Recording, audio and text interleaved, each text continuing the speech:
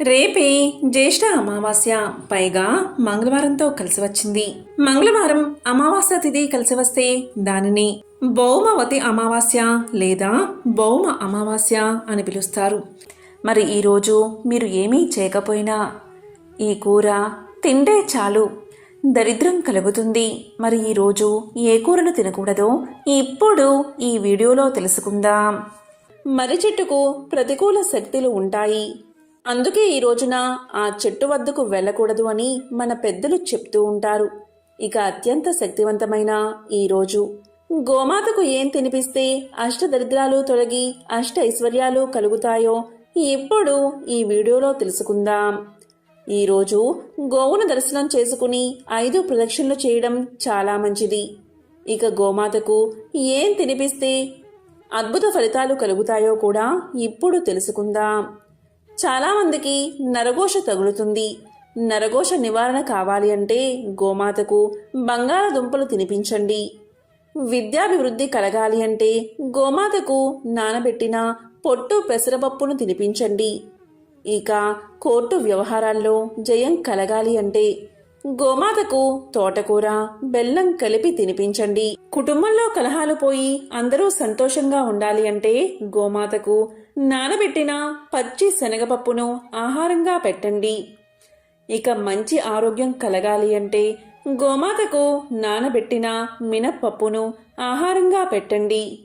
అదేవిధంగా మొండి బాకీలు వసూలు కావాలి అంటే గోమాతకు నానబెట్టిన కందిపప్పును ఆహారంగా పెట్టండి. ఇక మంచి ఉద్యోగం రావాలి అంటే గోమాతకు గోధుమ పిండి బెల్లము తినిపించండి.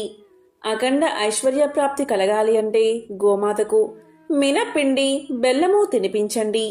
తెలివితేటలు పెరగాలి అంటే ఇంట్లో దరిద్రం పారిపోవాలి అంటే గోమాతకు తోటకూర బెల్లము తినిపించండి. ఇక మానసిక ప్రశాంతత కోసం గోమాతకు దొండకాయలను ఆహారంగా పెట్టండి. మనోధైర్యం కలగాలి అంటే గోమాతకు బెండకాయలను ఆహారంగా పెట్టండి. ఇక ఎవరైతే ఉన్నత పదవి కావాలి అనుకుంటారో అలాంటి వారు గోమాతకు అరటిపళ్లను ఆహారంగా పెట్టండి. సంతాన ప్రాప్తి కలగాలి అంటే గోమాతకు వంకాయలు ఆహారంగా పెట్టండి. వివాహం త్వరగా అవ్వాలి అంటే గోమాతకు టమాటాలను ఆహారంగా పెట్టండి. అదేవిధంగా శత్రు నివారణ కలగాలి అంటే గోమాతకు దోసకాయలను ఆహారంగా తినిపించండి. ఐశ్వర్య ప్రాప్తి కలగాలి అంటే గోమాతకు బీట్రూట్ లేదా పాలకూరను తినిపించండి. మీరు చేసే వ్యాపారంలో అభివృద్ధి కలగాలి అంటే గోమాతకు క్యారెట్లను తినిపించండి. ఇక ఆత్మవిశ్వాసం కోసం గోమాతకు నానబెట్టిన మినుములు తినిపించండి. ఇక చాలామందికి కోపం అధికంగా ఉంటుంది. కోపం తగ్గాలి అంటే గోమాతకు నానబెట్టిన కందులను ఆహారంగా తినిపించండి. అలాగే ధనాభివృద్ధి కోసం అరటిపళ్లను గోమాతకు ఆహారంగా తినిపించండి.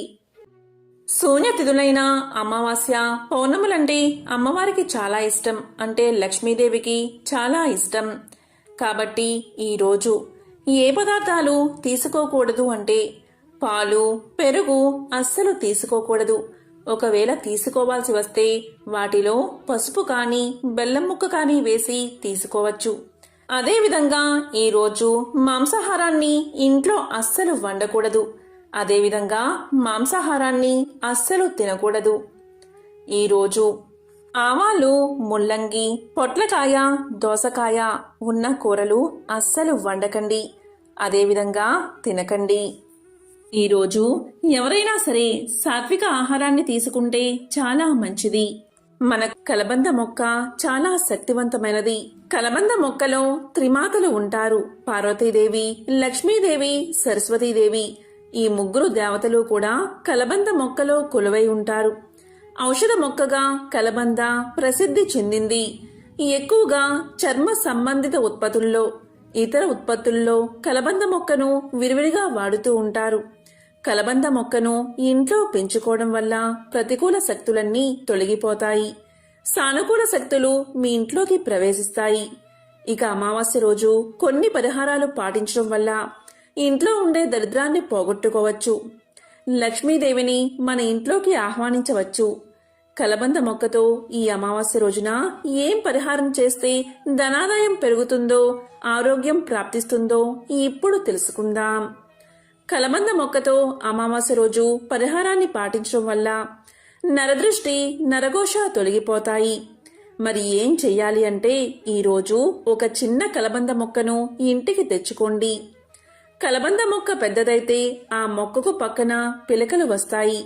ఆ పిలకలనైనా సరే వేలతో సహా పీకి తెచ్చుకోండి. అలా చిన్న కలబంద మొక్కను తెచ్చుకుని ఆ మొక్కను శుభ్రంగా కడగండి. నీటితో కడిగితే సరిపోతుంది. అలా కడిగిన తర్వాత ఆ కలబంద మొక్కను మీ చేతితో పట్టుకుని ఒకసారి ఇల్లంతా తిరగండి. ఇంట్లోని అన్ని గదుల్లో తిరగండి. అంటే కిచెన్, బెడ్రూమ్, హాల్, చివరికి బాత్రూంలో ఇలా అన్ని గదుల్లో తిరిగిన తర్వాత ఆ మొక్కను తీసుకుని మీ ఇంటి బయటకు వచ్చేయండి. అదే విధంగా మీ ఇంటి చుట్టూ 7 సార్లు తిరగండి. అంటే ప్రదక్షిణ చేసినట్లు సవ్య దిశలో 7 సార్లు తిరగండి. అలా తిరిగిన తర్వాత ఆ కలబంద మొక్కను తీసుకువెళ్ళి మీ ఇంటి పెరట్లో కానీ, లేదా మీరు మొక్కలు పెంచుకునే ప్రదేశంలో కానీ, ఖాళీ స్థలంలో కానీ మొక్కలు నాటండి. నాటి దాన్ని పెంచండి. కలబంద మొక్క నాటడానికి ప్రదేశం లేదు అనుకునేవారు ఒక చిన్న కుండీలో కానీ, డబ్బాలో కానీ ఈ కలబంద మొక్కను నాటండి. ఇలా మీ ఇల్లంతా తిప్పిన తర్వాత మీ ఇంటి ముందు కలబంద మొక్కను నాటితే ఆ కలబంద మొక్క మీ ఇంటిని కాపాడుతుంది, మీ కష్టాలను తొలగిస్తుంది, నరదృష్టి, నరఘోష, నరపీడను తొలగిస్తుంది, మీ ఇంట్లోకి ప్రవేశించే చెడు శక్తులను అడ్డుకుంటుంది. కాబట్టి ఈరోజు అంటే ఈ మౌని అమావాస్య రోజు సాయంత్రం 6లోపు ఏ సమయంలో అయినా సరే ఈ చిన్న పరిహారాన్ని తప్పనిసరిగా పాటించండి. అమావాస్య రోజు చేసే ఏ పరిహారమైనా 1,000 రెట్ల ఫలితాలను ఇస్తుంది. కాబట్టి ఈరోజు తప్పనిసరిగా ఈ పరిహారాన్ని పాటించండి. కలబంద మొక్క ఎవరి ఇంట్లో అయితే ఉంటుందో ఆ ఇంట్లోకి ఎటువంటి బ్యాక్టీరియా కానీ, వైరస్ కానీ ప్రవేశించదు. అంతేకాదు, ప్రతి ఇంట్లో కలబంద మొక్కను 5 లేదా 6 మొక్కల వరకు పెంచుకుంటే అది మనకు చేసే మేలు అంతా ఇంతా కాదు. ప్రతి ఒక్కరూ ఇంటి ముందు ఒక కలబంద మొక్కను పెంచితే మన ఆరోగ్యం చాలా బాగుంటుంది. ఇది గాలిలోని వైరస్ను కూడా చంపుతుంది. మన ఇంట్లోకి ఎటువంటి చెడుగాల్ని రానివ్వకుండా కాపాడుతుంది. అంతేకాదు, కలబంద చెట్టును ఇంట్లో పెంచుకుంటే ఆరోగ్యపరంగానే కాదు, అదృష్టపరంగా కూడా ఎంతో మేలు చేస్తుందని ఆధ్యాత్మికవేత్తలు చెబుతున్నారు. కలబందను ఇంట్లో పెంచుకుంటే సిరుల వర్షం కురుస్తుంది. అందుకే మన పూర్వీకులు కలబంద మొక్కను ఇంట్లో పెంచుకునేవారు. ఇది ఒక ఆచారంగా కూడా ఉంది. ఇది మన ఇంటిని నరదృష్టి నుంచి కాపాడుతుంది. ఎవరింట్లో అయితే కలబంద చెట్టు ఉంటుందో ఆ ఇంట్లో వాస్తు దోషాల వల్ల కలిగే బాధలు ఉండవు. ఆ ఇంట్లో లక్ష్మీ కటాక్షం తప్పనిసరిగా ఉంటుంది. ఏ ఇంట్లో అయితే కలబంద మొక్క ఉంటుందో ఆ ఇంట్లో 33 కోట్ల దేవతలు ఉన్నట్లే లెక్క. ఇలా అని శాస్త్రాలే చెబుతున్నాయి. ఎందుకంటే ఇది సకల దేవతల అనుగ్రహాన్ని మీకు కలిగిస్తుంది. కలబంద మొక్క వేర్లలో రాహు, కేతు, శనిశక్తి ఇమిడి ఉంటుంది. కలబంద పైభాగంలో బుధ, శుక్రులు నివసిస్తారు. ఈ పంచగ్రహాల కలయిక వల్ల మంచి ఫలితాలను కలబంద మనకి అందిస్తుంది. అందుకే కలబంద మొక్కను ఇంటికి కట్టుకుంటారు. ఇలా కట్టుకుంటే దైవిక శక్తులు ఎల్లవేళలా ఆ ఇంటిని కాపాడతాయని ఒక నమ్మకం. ఈ రోజు అంటే అమావాస్య రోజు కలబంద మొక్కను ఒకటి తీసి దాన్ని ఇంటికి కట్టుకోండి. ఇలా చేస్తే చాలు, నరదృష్టి తొలగిపోతుంది. నరుడు దృష్టికి నల్లరాయి కూడా పగులుతుందని ఒక సామెత ఉంది. అలాంటి నరదృష్టి ప్రతి ఇంటికి ఉంటుంది. కాబట్టి మీరు ఈ రోజు అంటే అమావాస్య రోజు ఒక కలబంద మొక్కను మీ ఇంటికి గుమ్మానికి కట్టండి. ఇలా చేస్తే ఆర్థిక సమస్యలు తొలగిపోతాయి. సాధారణంగా నరదృష్టి తొలగడానికి గుమ్మడికాయ లేదా పటికను అందరూ కడతారు. కానీ ఆ రెండి కంటే అద్భుత ఫలితాలను కలబంద మొక్క ఇస్తుంది. ఈ కలబంద మొక్క మొదలు వచ్చి బుధ, శుక్రుడి కలయిక, వేర్లు శని, రాహు, కేతువుల కలయిక. కాబట్టి ఈ 5 గ్రహాల కలయికతో ఇది శక్తివంతంగా పనిచేస్తుంది. ఎలా కట్టుకోవాలి అంటే అమావాస్య రోజు కలబంద మొక్కను సేకరించి మన ఇష్ట దైవం ముందు పెట్టి పసుపు కుంకుమలతో అలంకరణ చేసి అదే రోజు అంటే అమావాస్య రోజు సాయంత్రం పూట సింహద్వారానికి తలకిందులుగా వేలాడదీయండి. అంటే కలబంద మొక్క వేర్లు పైకి ఉండాలి. రాత్రి సమయంలో కడితే అంటే అమావాస్య గడిల్లో రాత్రి సమయంలో కడితే ఇంకా మంచిది. ఇక్కడ చాలా మందికి వచ్చే సందేహం ఏంటి అంటే కలబంద మొక్కను ఏ దిక్కున పెంచాలి అని, అంటే ఏ దిక్కున పెట్టాలి, ఏ దిశలో పెట్టకూడదు అని. కలబంద మొక్క ఇంట్లో పెంచితే ఇంటికి శ్రేయస్సు కలుగుతుంది. ప్రతికూల శక్తులు ఇంట్లోకి ప్రవేశించకుండా సానుకూల శక్తి ప్రవాహాన్ని కలబంద పెంచుతుంది. కలబంద మొక్కను ఇంట్లో పెట్టుకోవడం అదృష్టం. మరి ఆ కలబంద మొక్కను ఏ దిశలో పెట్టాలో ఇప్పుడు తెలుసుకుందాం. వాస్తు శాస్త్ర ప్రకారం ఇంట్లో కలబంద మొక్కను నాటడం చాలా శుభప్రదం. కలబంద మొక్క కష్టతరమైన జీవితాన్ని మెరుగుపరచడం మాత్రమే కాకుండా ప్రతి పనిలోనూ విజయాన్ని తీసుకువస్తుంది. కలబంద మొక్క నాటిన చోట ప్రేమ, శ్రేయస్సు, సంపద, ప్రతిష్ట పెరుగుతాయి. ఈ మొక్కను ఇంట్లో నాటడానికి సరైన దిశను జాగ్రత్తగా చూసుకోవాలి. కలబంద మొక్కను ఇంటికి తూర్పు వైపున నాటడం మంచిది. అలాగే ఇంటికి ఆగ్నేయ భాగంలో కూడా నాటవచ్చు. మీకు ఉద్యోగంలో పురోగతి కావాలి అంటే కలబంద మొక్కను ఇంటికి పడమర వైపున నాటాలి. కలబంద మొక్కను పొరపాటున కూడా ఇంటికి వాయువ్య దిశలో నాటకూడదని గుర్తించుకోవాలి. వాస్తు ప్రకారం ఈ మొక్కను ఇంట్లో వాయువ్య దిశలో నాటడం వల్ల అనేక ఇబ్బందులు వస్తాయి. ప్రతికూల పరిస్థితులు ఎదుర్కోవాల్సి వస్తుంది. వాస్తవంగా వాస్తు ప్రకారం కలబంద మొక్క పెడితే అనేక సమస్యలు తొలగిపోతాయి. కలబంద మొక్కను ఇంట్లో నాటడం వల్ల ఇంట్లో పాజిటివ్ ఎనర్జీ పెరుగుతుంది. ఇంట్లో ఉన్న నెగటివ్ ఎనర్జీ తొలగిపోతుంది. కుటుంబంలో సంతోషం వెల్లి విరుస్తుంది. ఇంటికి ఆగ్నేయ దిశలో కలబంద మొక్కను పెంచడం వల్ల డబ్బు, ప్రమోషన్లు లభిస్తాయి. ఇంటి బాల్కనీలో, గార్డెన్లో కలబంద మొక్కను పెట్టుకుంటే ప్రతికూల శక్తులు లోపలికి ప్రవేశించకుండా ఉంటాయి. కాబట్టి కలబంద మొక్కను పెట్టుకునే విషయంలో ఖచ్చితంగా వాస్తు నియమాలను ఏ దిశలో పెట్టాలి అనే విషయాలను మనం గుర్తించుకోవాలి. కలబంద మొక్కను ఆయుర్వేదంలో అమృత వృక్షము అని పిలుస్తారు. ఎందుకంటే ఇందులోని సర్వాంగాలు మానవుడి ఆరోగ్యానికి ఎంతగానో సహాయపడతాయి. కలబంద మొక్కను ఇంట్లో పెంచుకోవడం వల్ల వైరస్ వల్ల కలిగే వ్యాధులు మీ దరి చేరవు. ఏం చెయ్యాలి అంటే ఒక కలబంద మొక్కను కత్తిరించి మధ్యలోకి కోసి శుభ్రంగా కడగండి.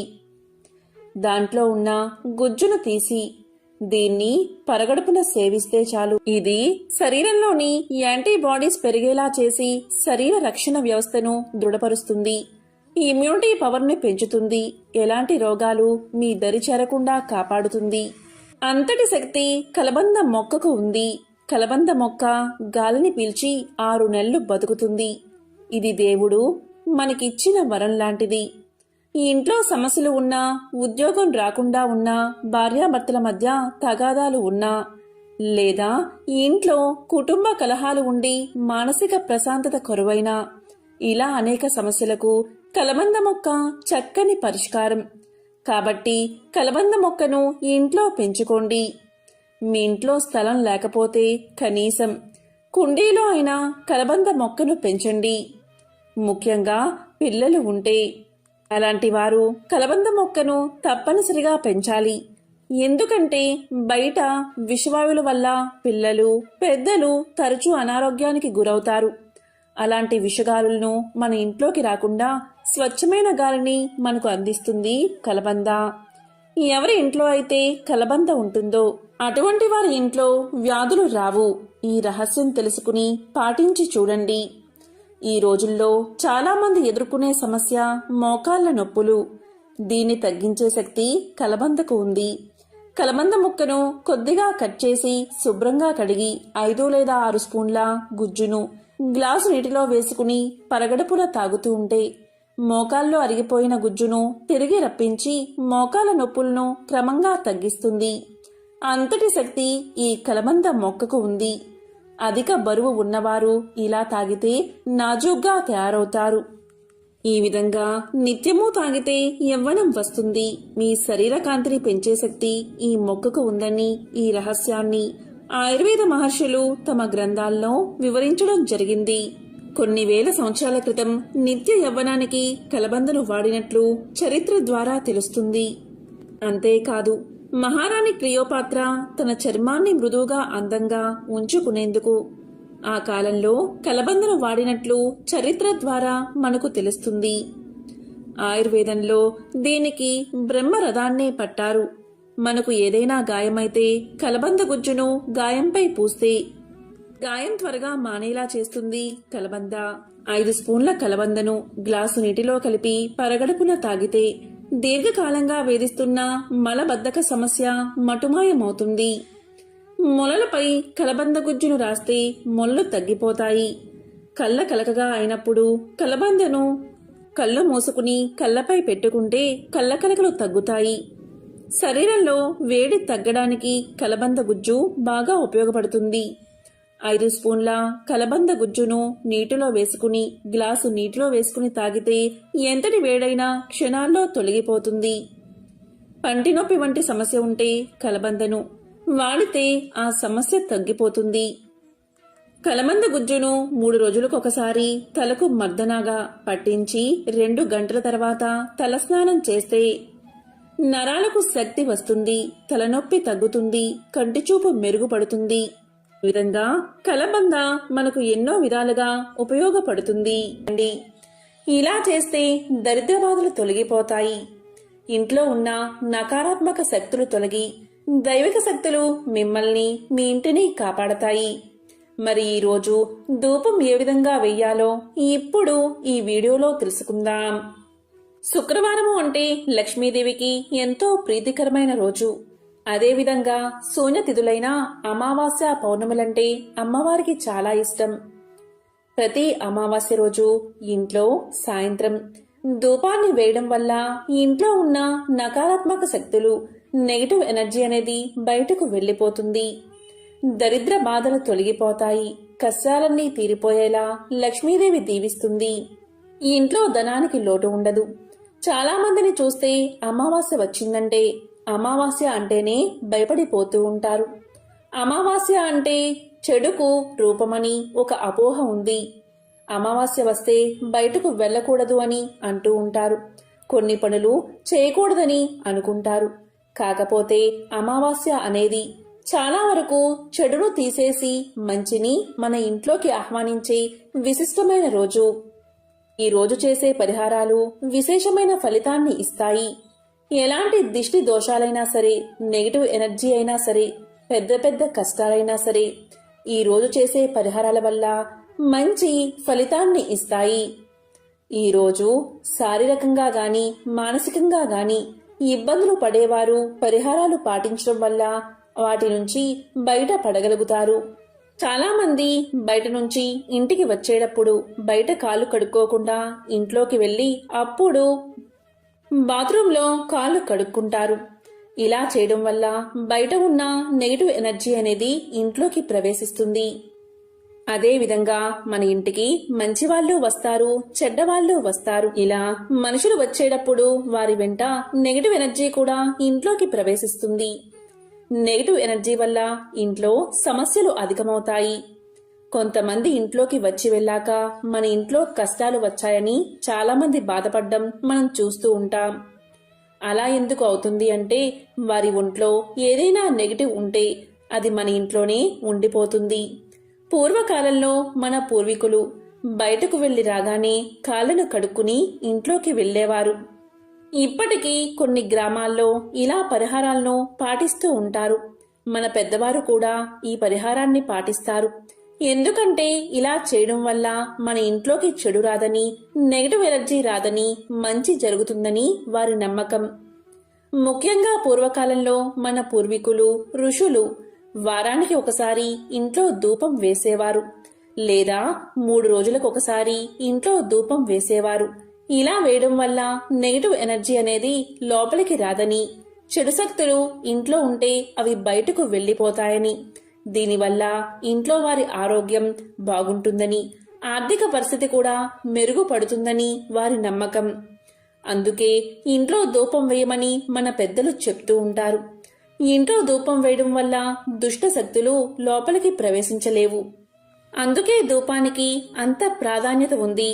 ఈరోజు ఏం చెయ్యాలి అంటే, మీరు వేపాకులను తీసుకోండి, ఎండబెట్టినవి లేదా వేపాకు పొడిని తీసుకోండి.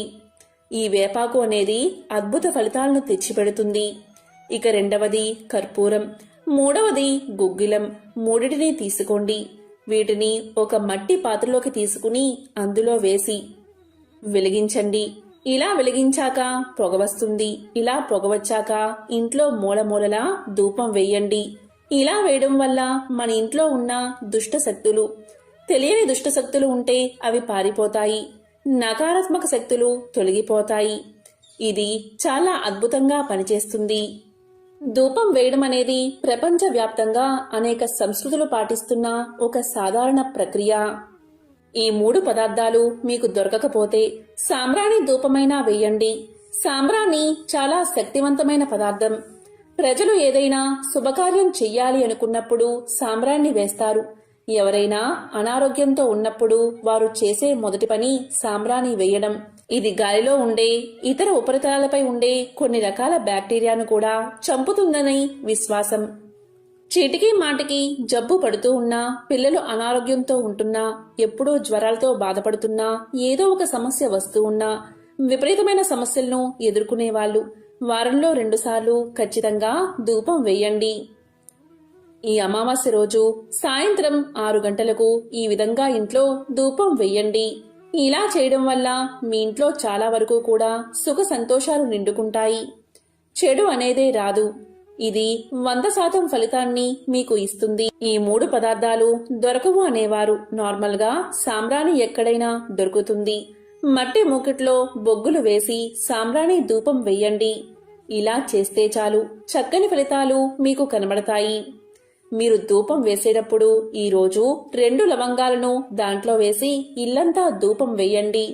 ఈ శుక్రుడికి ఇష్టమైనవి లవంగాలు కాబట్టి ధూపం వేసేటప్పుడు 2 లవంగాలు వేసి ధూపం వేయండి. ఇలా చేయడం వల్ల ఇంట్లో ఉన్న చెడు అంతా బయటకు వెళ్లిపోతుంది. అద్భుతమైన ఫలితాలు మీకు కలుగుతాయి. పిల్లలకు కూడా చాలా మంచి జరుగుతుంది. పిల్లలు మన మాట వింటారు. ఇంట్లో విపరీతమైన గొడవలు ఉంటే ఇలా చేయడం వల్ల అవన్నీ కూడా తగ్గిపోతాయి. సాంబ్రాణి ధూపం వేయడం వల్ల ఇంట్లో ఉన్న నెగిటివ్ ఎనర్జీ తొలగిపోతుందని జ్యోతిష్యులు చెప్తున్నారు.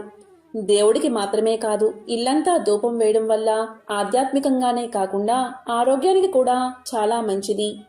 వారంలో 1 రోజు ధూపం వేసినా 7 రోజుల నెగిటివ్ ఎనర్జీని తరిమి వెయ్యవచ్చట. ఆదివారం రోజు ధూపం వేస్తే, గుగ్గిలంతో సాంబ్రాణి పొగ వేస్తే సిరి సంపదలు, కీర్తి ప్రతిష్టలు, ఈశ్వర అనుగ్రహం లభిస్తుంది. సోమవారం రోజు ధూపం వేస్తే ఆరోగ్య వృద్ధి, మానసిక ప్రశాంతత, అమ్మవారి అనుగ్రహం లభిస్తుంది. మంగళవారం రోజు ధూపం వేస్తే శత్రు భయం, ఈర్ష్య, అసూయ తొలగిపోతాయి. కంటికి సంబంధించిన సమస్యలు ఉండవు. అప్పుల బాధ తొలగిపోతుంది. బుధవారం రోజు ధూపం వేస్తే నమ్మక ద్రోహం, ఇతరుల కుట్ర నుంచి తప్పించుకోవడంతో పాటు పెద్దల ఆశీస్సులు లభిస్తాయి. గురువారం రోజు ధూపం వేస్తే, గుగ్గిలంతో సాంబ్రాణి ధూపం వేస్తే చేపట్టిన పనులు దిగ్విజయంగా పూర్తవుతాయి. శుక్రవారం రోజు ధూపం వేస్తే లక్ష్మీ కటాక్షం చేకూరుతుంది. శుభకార్యాలు జరుగుతాయి. అన్నిటా విజయం అందుకుంటారు. శనివారం రోజు ధూపం వేస్తే సోమరితనం తొలగిపోతుంది. ఈతి బాధలు ఉండవు. శనీశ్వరుడి అనుగ్రహం కలుగుతుంది. ప్రస్తుతం సాంబ్రాణి కడ్డీలు వెలిగిస్తున్నారు కానీ పూర్వం సాంబ్రాణి, శుద్ధ చందనాన్ని కలిపి ఆవు పిడకల్లోనో గుగ్గిలంలోనే వెలిగించేవారు. ఇలా చేస్తే ఇంట్లో పరిసరాల్లో ఉండే దోమలు, సూక్ష్మక్రిములు ఈ పొగకి నశిస్తాయి. హానికరమైన రసాయనాలు ఉపయోగించరు కాబట్టి ఈ పొగ పీల్చడం వల్ల ఆరోగ్యానికి హాని జరగదు. ఈ ఇంట్లో సాంబ్రాణి ధూపం వేయడం వల్ల మనసు ప్రశాంతంగా ఉంటుంది. బాలింతలకు, శిశువులకు సాంబ్రాణి ధూపం వేస్తారు. చిన్నారులకు స్నానం చేయించిన వెంటనే ధూపం వేస్తే హాయిగా నిద్రపోతారు. శరీరంలోని నీరసాన్ని తగ్గించి నరాలను ఉత్తేజితం చేస్తుంది సాంబ్రాణి. మానసిక రుగ్మతలకు సాంబ్రాణి ధూపం మందులా పనిచేస్తుంది. ఆయుర్వేదంలో కీళ్ల నొప్పుల నివారణకు, జీర్ణక్రియ, చర్మ రోగాలను తగ్గించేందుకు ఉపయోగిస్తారు. ఆస్తమా, అల్సర్, క్యాన్సర్ చికిత్స కోసం వినియోగించే మందులతో పాటు కొన్ని లేహ్యాల్లోనూ సాంబ్రాణి ఉపయోగిస్తారు. ధూపం వేసినప్పుడు వచ్చే వాసన నాడిని ప్రేరేపించి రక్త ప్రసరణని మెరుగుపరుస్తుంది. కాబట్టి ఎంతో విశేషమైన ఈ శుక్ర అమావాస్య రోజు మీరు వేపాకు, గుగ్గిలం, కర్పూరంతో ధూపం వేయండి. ఇవేవి అందుబాటులో లేనివారు కనీసం సాంబ్రాణి ధూపం వేస్తే చాలు. మీ ఇంట్లో ఉన్న నెగిటివ్ ఎనర్జీ అంతా బయటకు వెళ్లి మీ ఇంట్లో ప్రశాంతత చేకూరుతుంది, లక్ష్మీ కటాక్షం కలుగుతుంది. కాబట్టి ఈరోజు 6 తర్వాత ఇటువంటి పరిహారాలు పాటించి సకల శుభాలను పొందండి. అమావాస్య రోజు పొరపాటున కూడా ఇంట్లో మాంసాహారాన్ని అస్సలు వండకూడదు, అలాగే తినకూడదు. అదేవిధంగా ఉల్లి, వెల్లుల్లి, పుట్టగొడుగులు, మునగకాయలు, బీట్రూట్ మొదలైన పదార్థాలు నివారించండి, అంటే తినకండి. ఈరోజు సాత్విక ఆహారాన్ని తీసుకుంటే చాలా మంచిది. ఓం శ్రీ మహాలక్ష్మియే నమః. ఓం శ్రీ మాత్రే నమః.